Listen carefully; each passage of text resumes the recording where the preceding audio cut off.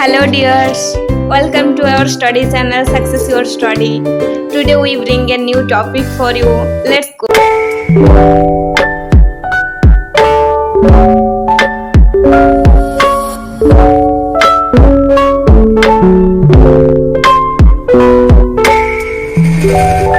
dears, welcome to our YouTube channel Success Your Study. आज हम देखेंगे सेल ऑर्गेनेल्स। सेल के बारे में हम प्रीवियस वीडियो में देखे थे, ठीक है। अभी हम सेल ऑर्गेनेल्स के बारे में देखेंगे। सेल जो है, सेल में साइटोप्लाज्म होता है एंड सेल ऑर्गेनेल्स होता है। सेल मेम्ब्रेन जो है आउटर पार्ट होता है, ठीक है। साइटोप्लाज्म होल सेल में रहता है, ठीक है, सारे का सारे साइटोप्लाज्म रहता है और सेल ऑर्गेनेल्स जो है साइटोप्लाज्म के बीच में रहते हैं, ठीक है। सारे ऑर्गेनिज्म जो है ये साइटोप्लाज्म में ही रहते हैं और आउटर जो मेम्ब्रेन होता है ये मेम्ब्रेन सेल मेम्ब्रेन होता है, ठीक है। फर्स्ट साइटोप्लाज्म के बारे में देखते हैं। Cytoplasm is located inside the cell membrane and is made of cytosol, all the organelles and inclusions. Cell के अंदर साइटोप्लाज्म होता है। साइटोप्लाज्म किसके द्वारा बनाया गया है? साइटोसोल के द्वारा बनाया गया है और यहाँ पे सारे ऑर्गेनिजम्स जो है सारे ऑर्गेनिजम्स रहते हैं, ठीक है, साइटोप्लाज्म के अंदर एंड इंक्लूजन्स होते हैं, ठीक है। Cytosol is a transparent viscous gel like fluid, एक gel like fluid containing 75 to 90% of water and suspended and dissolved components such as protein, lipids, carbohydrates, salts etc. Cytoplasm जो है, cytoplasm किसके द्वारा बनाया गया है? साइटोसोल के द्वारा। तो साइटोसोल क्या होता है? एक जेल लाइक फ्लूइड है जो कि 75 से 90% का वाटर कंटेन करता है एंड इसमें प्रोटीन्स, लिपिड, कार्बोहाइड्रेट, सॉल्ट ये सब डिजॉल्व होके रहता है, डिजॉल्व कंपोनेंट्स होते हैं, ठीक है। The cell organelles are bathed in the cytosol, cytosol में सेल ऑर्गेनेल्स रहते हैं। The major cell organelles include nucleus, endoplasmic reticulum, ribosome, Golgi complex, mitochondria, lysosome. Major cell organelles जो होते हैं, ठीक है, न्यूक्लियस होता है, endoplasmic reticulum, ribosome, Golgi complex, mitochondria, lysosome ये सब होते हैं हमारे सेल ऑर्गेनेल्स, ठीक है। तो न्यूक्लियस देखते हैं पहले। न्यूक्लियस क्या है? The eukaryotic nucleus is bounded by A double membrane which is phospholipid containing membrane called nuclear membrane. हमारे जो न्यूक्लियस होता है, न्यूक्लियस की एक आउटर मेम्ब्रेन होता है, ठीक है, न्यूक्लियस की एक आउटर मेम्ब्रेन होता है। अगर ये सेल हो गया, ठीक है, सेल हो गया तो ये न्यूक्लियस है, न्यूक्लियस की एक आउटर मेम्ब्रेन होता है, ठीक है, न्यूक्लियस की सारे पोर्शन रहता है, ठीक है। This nuclear membrane is externally continuous with the endoplasmic reticulum. ये जो न्यूक्लियर मेम्ब्रेन होता है, ठीक है, ये एक्सटर्नली मतलब बाहर में हमारी एंडोप्लाज्मिक रेटिकुलम के साथ रहता है, ठीक है। ऑल्सो द मेम्ब्रेन कंटेन्स पोर, ये मेम्ब्रेन में पोर होते हैं। न्यूक्लियर मेम्ब्रेन जो है, मेम्ब्रेन में पोर्स भी होते हैं। पोर क्यों होते हैं? Where the inner and outer part of nuclear membrane fuse. इससे अगर साइटोसोल से कुछ चीज जाते हैं, न्यूक्लियस के अंदर जाते हैं, ठीक है, ये पोर के द्वारा ही जाते हैं फ्यूज होकर, ठीक है।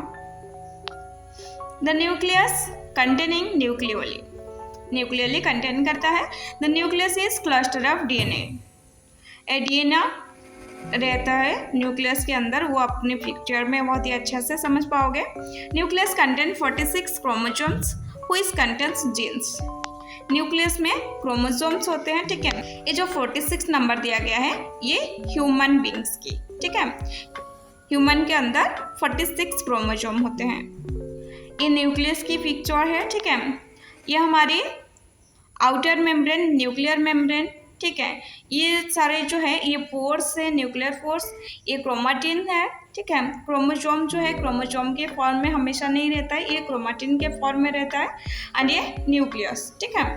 फंक्शंस क्या है? DNA in nucleus serves as template for synthesis of RNA where it regulate the synthesis of protein by cell. Protein synthesis होता है सेल में और डीएनए के द्वारा होता है, ठीक है। डीएनए टेम्पलेट के द्वारा काम करता है आरएनए सिंथेसिस में, जो कि प्रोटीन सिंथेसिस में हेल्प करता है, ठीक है। प्रोटीन सिंथेसिस होता है।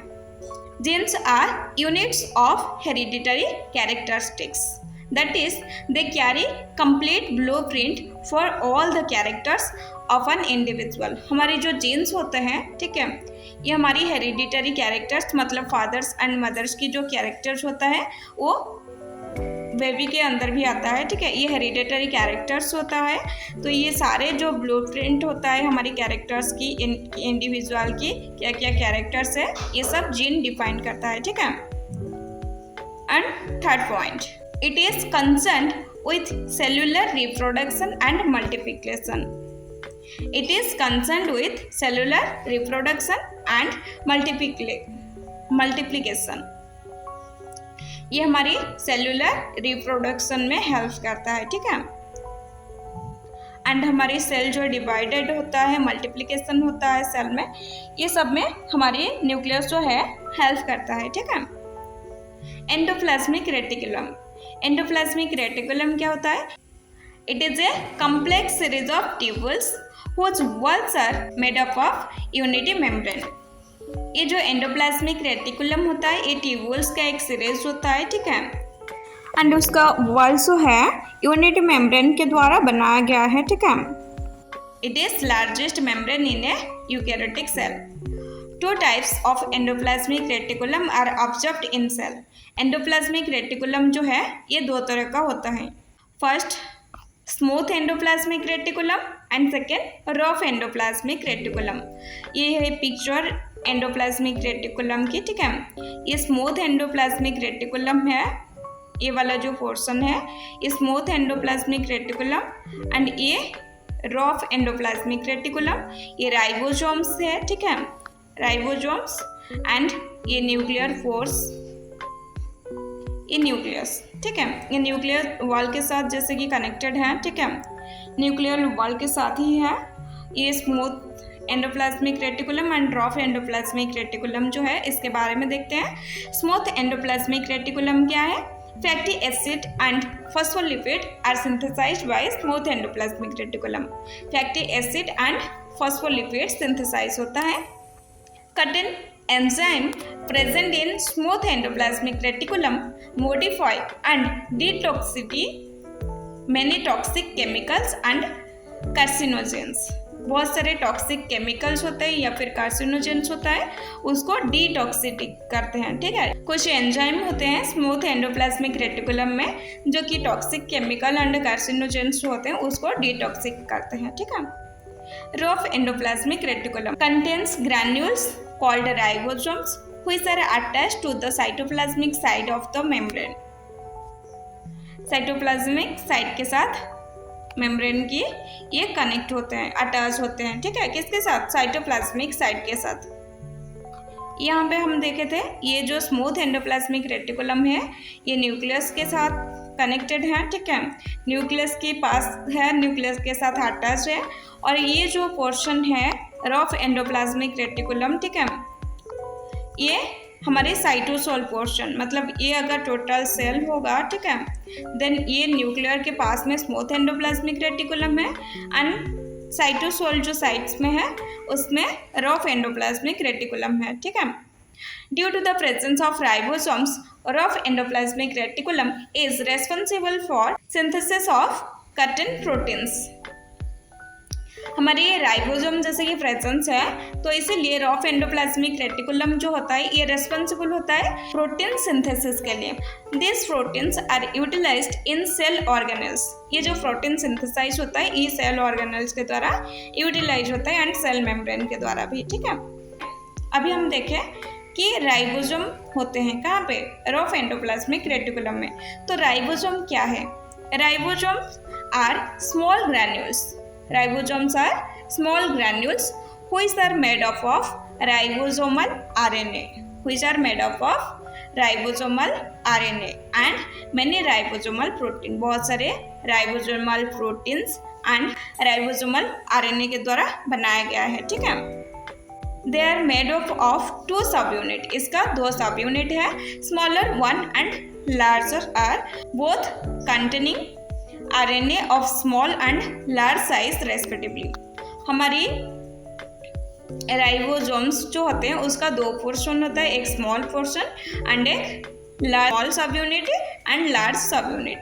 स्मॉल सब यूनिट में स्मॉल राइबोसोम रहते हैं एंड लार्ज राइबोसोम जो है लार्ज सब यूनिट में रहते हैं। ठीक है, फंक्शंस क्या है? Ribosomes are sites of protein synthesis. Protein synthesis करते हैं राइबोसोम। ठीक है, अच्छा लगा है तो लाइक शेयर एंड सब्सक्राइब कर लीजिए एंड चैनल को सब्सक्राइब करके पास में बेल आइकन को प्रेस करके ऑल नोटिफिकेशन ऑन कर लीजिए चैनल के साथ हमेशा कनेक्टेड रहने के लिए।